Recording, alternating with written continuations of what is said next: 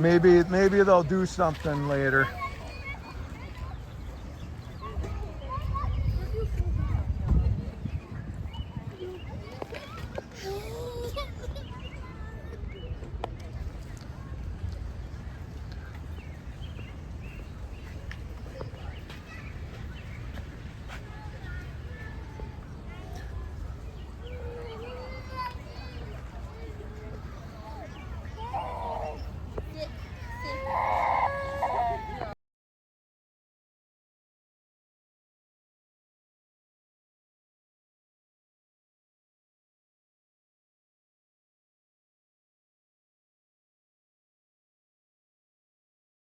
We're going to do the Mick Sterling Experience radio show at Centennial Lakes Park, part of the Grooves and Foods music series that's happening in Edina every Tuesday in June and on July 1st too.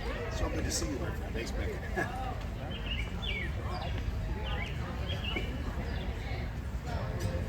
The following program is brought to you in part by Dungarvan. Dungarvan is hiring. Find them at dungarvancareers.com. Welcome to the Mick Sterling Experience, a weekly listen to local musicians, music and interviews in front of a live studio audience, a program furthering awareness of the 30 Days Foundation. And now to Utility Room A along the banks of the Minnesota River. It's the Mick Sterling Experience.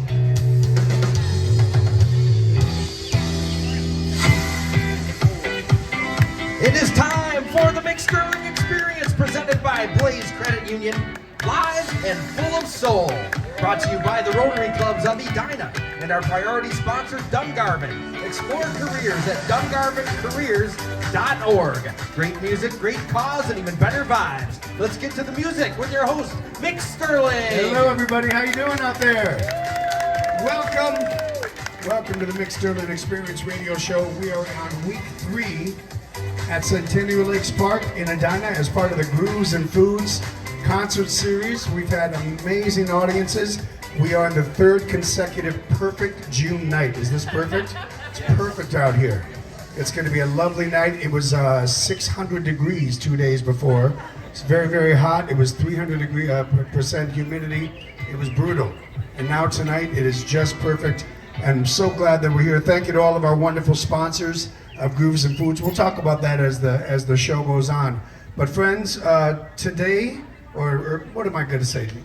This afternoon, this early evening, this gentleman to my left, him and I have been in the trenches in town, all kinds of things for decades, and I'm so honored to have this man here because he's brilliant. And you're going to find out how brilliant he is. He's an amazing musician, but the thing that I respect so much about him is that he's really, really smart. He has great ideas, and he creates great things. So ladies and gentlemen, on the Mick Sterling Experience radio show, how about a nice round of applause for Ernest, ladies and gentlemen.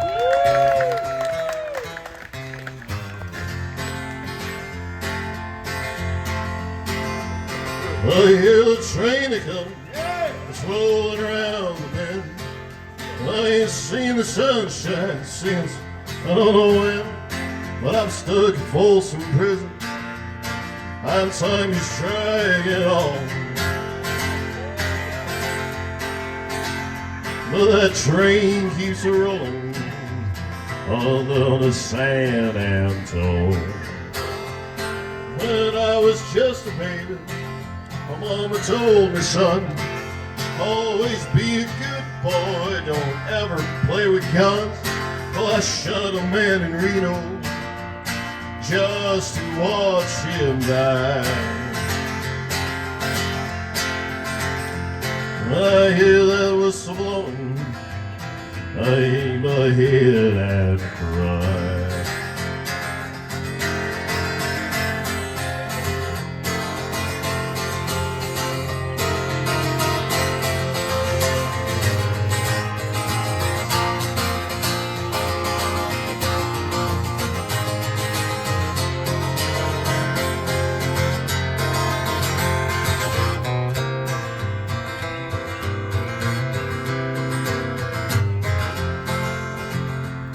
Well, I bet there's rich folks eating in a fancy dining car. probably drinking coffee and smoking big cigars. But I guess I had it coming. I know I can't be free. But that train keeps rolling, and that's what tortures me. Yeah, if they'll free me from this prison, if that railroad train is mine, no, I'm moving on a little farther down the line. Far from Folsom Prison, that's where I want to stay. And I'll let that lonesome whistle blow my blues away.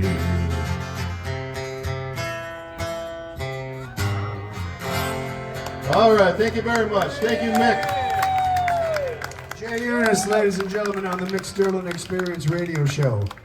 Hey, my friend, good to see you again. Good to see you, Mick. Wow. So, Jay and I have been, we communicate a lot of times on Facebook because he's very, very busy. And there's a lot of stuff that he's doing right now, which is very exciting. But I want to go back and kind of share my history with Jay, because the first time I saw Jay, he was doing nothing like this.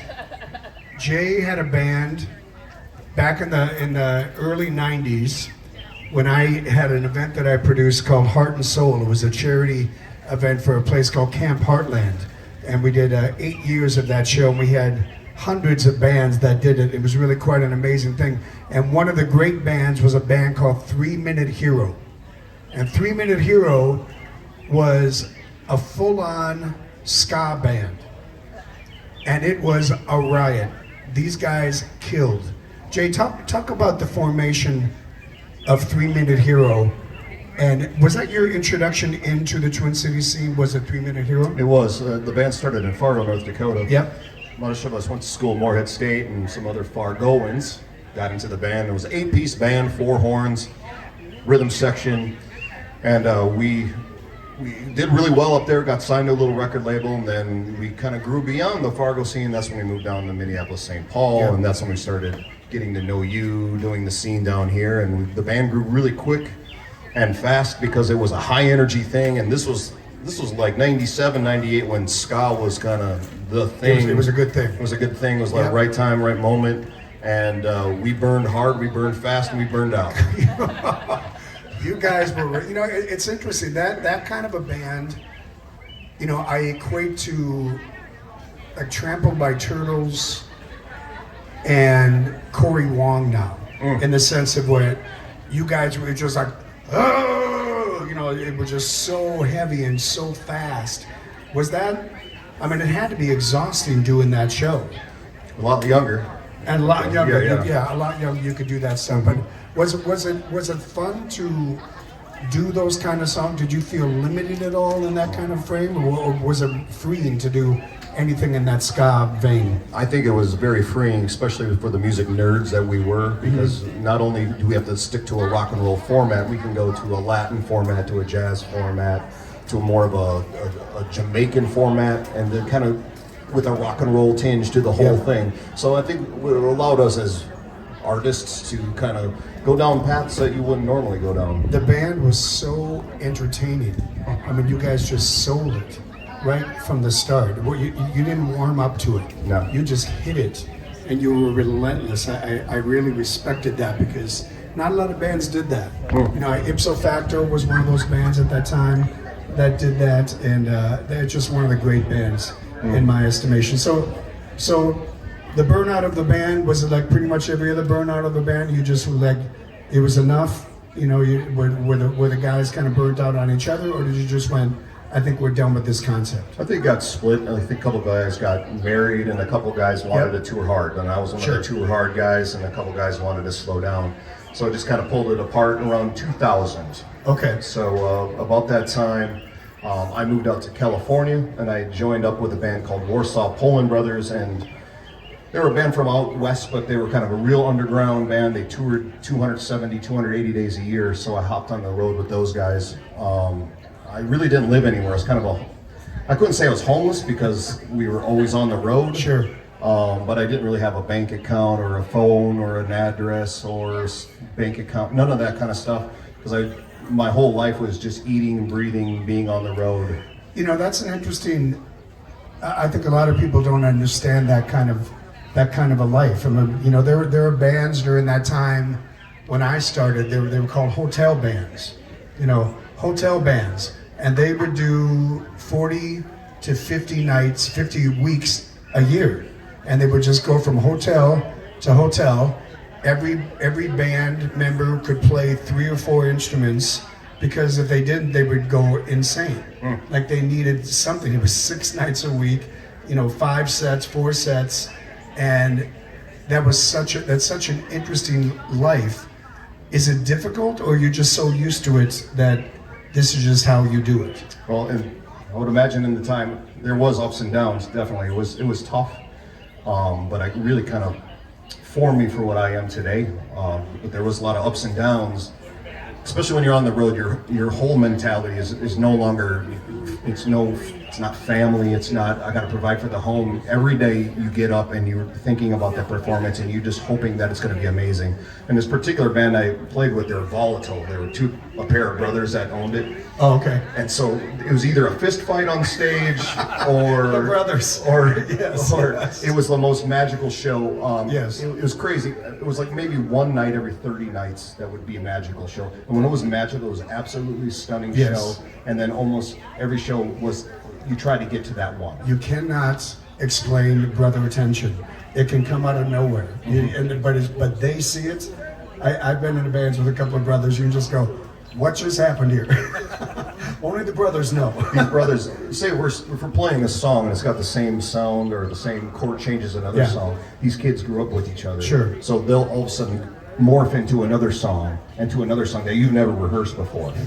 But they'll do it in perfect harmony and some dance moves, and they never rehearsed it, but they're just brothers, and that's the kind of that blood harmony thing that you only get with brothers. And that's absolutely true, folks. We are with Jay Ernest on the first session of Mick Sterling Experience Radio Show. We are live at Grooves and Foods in Centennial Lakes Park in beautiful Edina, Minnesota, in front of a live audience. Give it up for yourselves. Folks, we will be back with Jay Ernest on the Mick Sterling Experience Radio Show.